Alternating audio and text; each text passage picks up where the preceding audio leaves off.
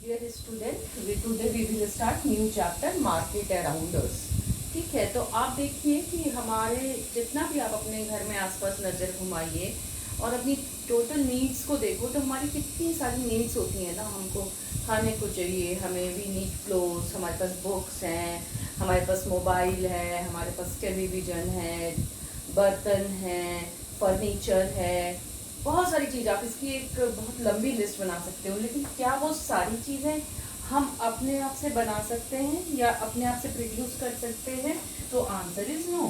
तो अब क्या है, हमको अपनी नीड्स को फुलफिल करने के लिए we have to depend upon others. तो आज से नहीं, बहुत पहले से ही, एंशियंट टाइम से ही हम ये अपनी नीड्स को पूरा करने के लिए एक दूसरे पे डिपेंड होते थे।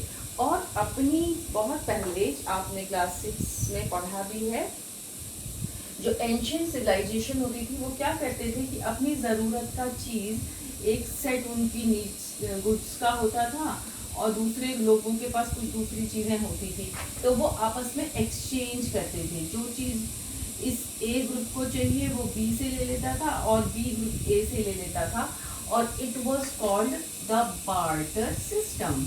ठीक है, तो ये मार्केट का सबसे पुराना फॉर्म था, जब हम मनी से सामान नहीं खरीदते थे बल्कि आपस में चीज़ों को एक्सचेंज करते थे। तो ये आपकी ज्योग्राफी वाली बुक में भी थोड़ा सा रेफरेंस दिया था बार्टर सिस्टम का। It was exchange of goods. तो अगर हम मार्केट की बात कर रहे हैं तो मार्केट का हिस्टोरिकल बैकग्राउंड हमको बार्टर सिस्टम में पता चलता है। नाउ मॉडर्न टाइम में अब हम अगर मार्केट को डिफाइन करेंगे तो what is market? It is a place जहाँ पर लोग बाइंग एंड सेलिंग का काम करते हैं। वी बाई थिंग्स और वी सेल थिंग्स। हम दोनों काम वहाँ पे साथ साथ चलते हैं। बायर भी होता है, खरीदने वाला भी होता है, और सेलर भी होता है, बेचने वाला भी होता है। तो मार्केट एक ऐसा प्लेस है जहाँ पे सारे लोग एक साथ दोनों एक्टिविटी को कर रहे हैं। हम अपनी ज़रूरत के सामान को खरीद पा रहे हैं और कुछ लोग उन सामान को बेच रहे हैं।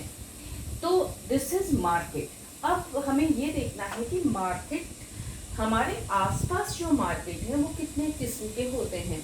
आपने बहुत अच्छी एक्टिविटी की भी थी जब हम क्लास ले रहे थे। तो आप देखो कि मार्केट को हम मेनली हम इस डिवीजन में हम बांट सकते हैं, इस क्लासिफिकेशन में, शॉप्स इन नेबरहुड। ठीक है, तो हमारे घर के आसपास शॉप्स होती हैं। हम जिस कॉलोनी में रहते हैं, आपने देखा होगा कॉलोनी के बीच में एक दो शॉप्स होती हैं। कई बार लोग अपने घर के बाहर ही एक छोटी सी शॉप खोल देते हैं। आप स्कूल के गेट से जैसे ही निकलते हो, आप सामने देखते होगे ना, रोड क्रॉस करते ही वहाँ पे 2-3 शॉप्स हैं।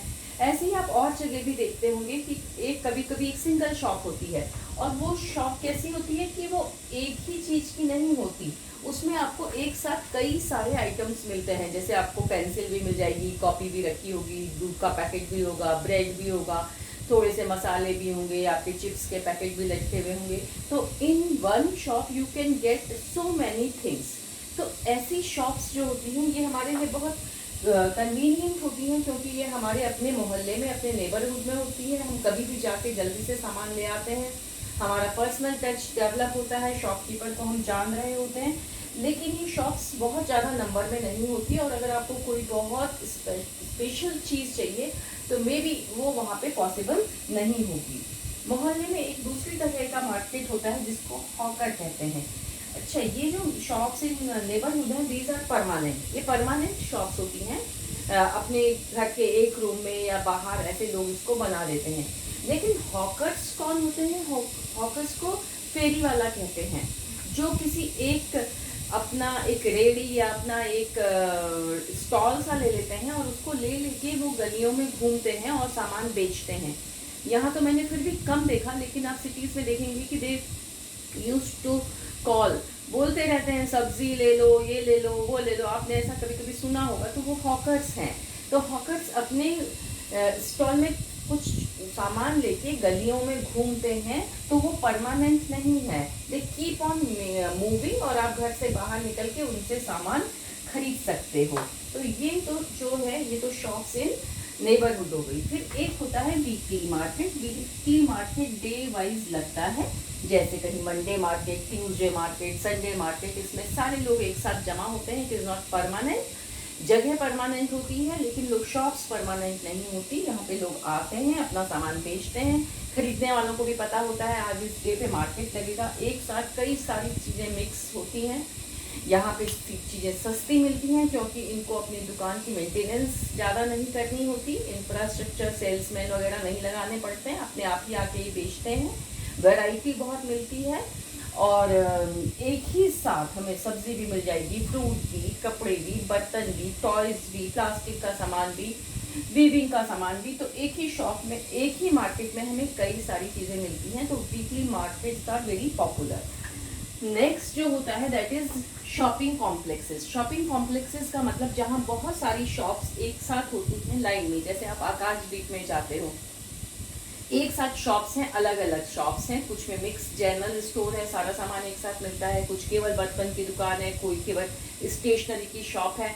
तो इसमें परमानेंट शॉप होती है, इसमें मेंटेनेंस भी ज़्यादा चाहिए होती है।